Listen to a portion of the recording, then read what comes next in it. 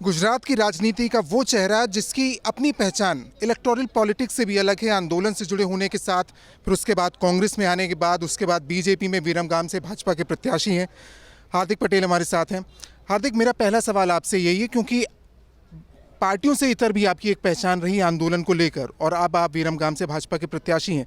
अपने आप को कैसे एसोसिएट करते हैं आप? उस दौर से अपने आप को ज़्यादा अटैच पाते हैं या आप इलेक्टोरल पॉलिटिक्स और पार्टी के साथ? बेसिकली आंदोलन हो या राजनीतिक जगह, हर जगह पे एक ही मुद्दा रहता है, वो होता है जन सेवा। तो आंदोलन एक जन सेवा का जरिया था जिसके कारण हम लोगों को कुछ दिला पाए।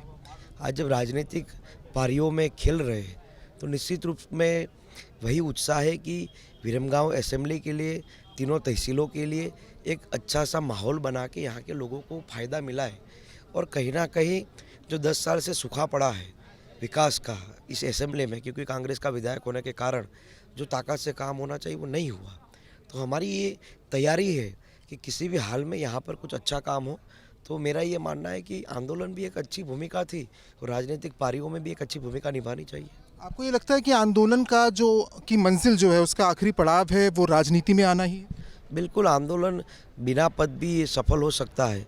तो राजनीतिक अगर आप किसी पार्टी में रहते हो तो कोई भी काम करने में आपको सफलता ज़्यादा मिल सकती है। जिस तरीके की इस बार हालात हैं, ऐसा कई चुनावी पंडित मान रहे हैं कि अब तीसरी पार्टी की एंट्री हो सकती है, वो कुछ डेंट कर सकती है। आप अपना मुकाबला किससे मानते हैं? भाजपा का मुकाबला आप किससे मानते हैं? कांग्रेस से मानते हैं, आम आदमी पार्टी से मानते हैं?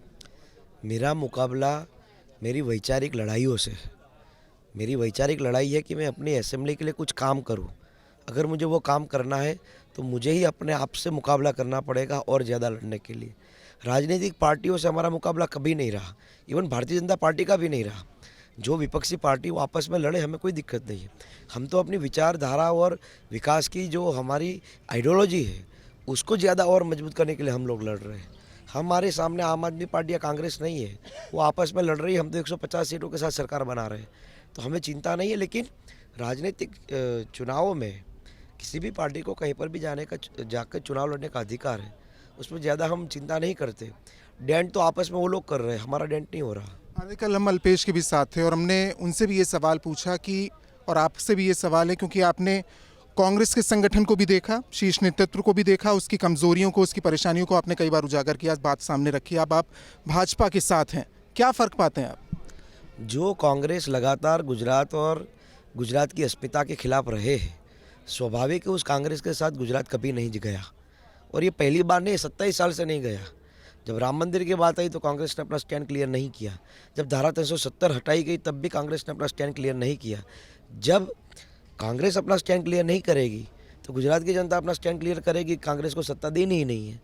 जो आम आदमी पार्टी कहती है कि हम ब्रह्मा विष्णु महेश को भगवान नहीं मानेंगे, उसी गुजरात में हर एक गुजराती ब्रह्मा विष्णु महेश की पूजा हर दिन करता है, तो फिर गुजराती उस पार्टी को भी कैसे स्वीकार करेगा? तो मेरा ये मानना है कि कांग्रेस और आम आदमी पार्टी की विचारधारा बहुत अलग है, और गुजरात में भारतीय जनता पार्टी की विचारधारा बहुत ही स्पष्ट है कि गुजरातियों का विकास करना है, गुजराती के लिए काम करना है, गुजरात को कुछ नई मुकाम पर पहुंचाना है।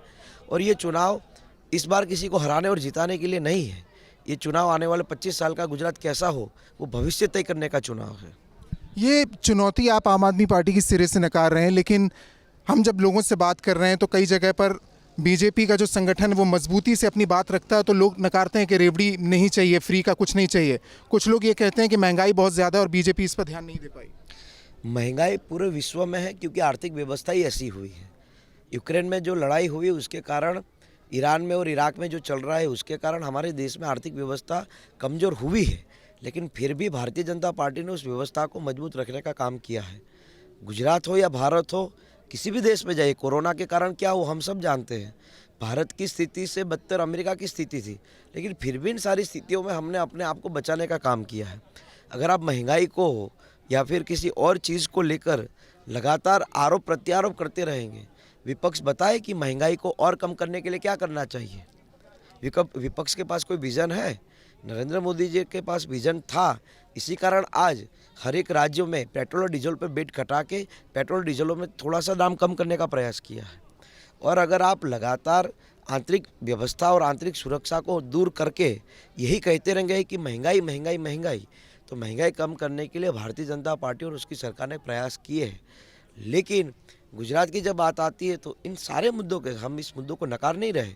ऐसी स्थितियां है कि इन सारे परिस्थितियों में लोगों को परेशानी होती है, लेकिन विशेष जब आंतरिक सुरक्षा की बात आती है, जब पूरे विश्व के अंदर एक सामूहिक युद्ध चल रहा है, तब देश की स्थितियों में हमें कहीं ना कहीं सहयोग करना चाहिए।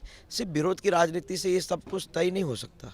हार्दिक, आपके बारे में बहुत लिखा गया, बहुत से इंटरव्यू हुए हैं, बहुत सी बातें हुई हैं, और संघर्ष के शुरुआती दिनों में आपकी उम्र कम थी, जिस तरीके से आप अपनी बात रख रहे थे, लोगों को अपने साथ जोड़ पाए आप, और आज भी आप एक अच्छे वक्ता के तौर पर हैं। ये श्रेय किसको जाता है कि शुरुआती दौर में जिस तरीके से आपको सामाजिक मुद्दे की समझ थी, आपको किस मुद्दे पर एड्रेस करना है, कैसे लोगों को जोड़ना है, और आज भी जो अपनी बात रखते हैं आप, ये कहाँ से आता है?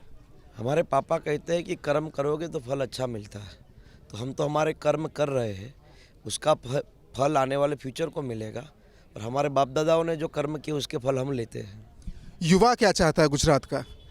गुजरात का युवा सुरक्षा चाहता है, जो सुरक्षा भारतीय जनता पार्टी की सरकार में मिली है।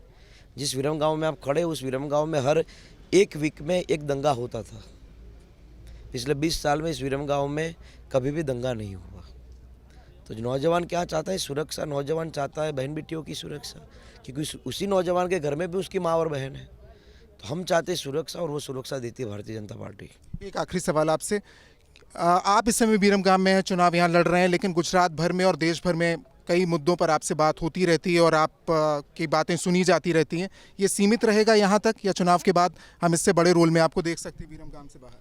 वो मुझे आइडिया नहीं है कि फ्यूचर क्या होगा, लेकिन मेरा विरमगाम अगले 5 साल में अन्य जिलों से भी अच्छा बनेगा। शुक्रिया हमसे बात करने के लिए, भारत एक्सप्रेस से बात करने के लिए। तो हार्दिक पटेल को आपने सुना, और हमने ये जानने की कोशिश की कि उनका मुकाबला किससे है, जो ये साफ कह रहे हैं कि बीजेपी की लड़ाई किसी से नहीं, और बीजेपी अपने दम पर गुजरात में 150 से ज़्यादा सीटें लाने में सक्षम है। विरमगाम से कैमरामैन कृपाल के साथ रोशन मिश्रा, भारत एक्सप्रेस।